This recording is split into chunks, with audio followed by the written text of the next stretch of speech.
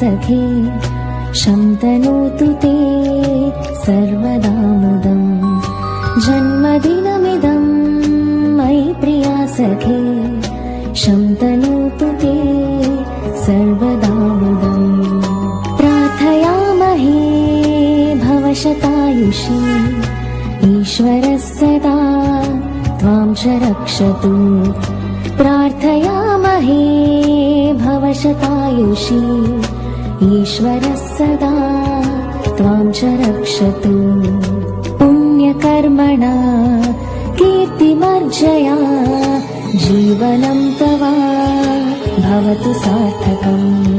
पामगामपादपामरेगमापमा जीवनं तव भवतु सार्थकम् रि रि रि ग ग म म प प प भवतु सार्थकम्।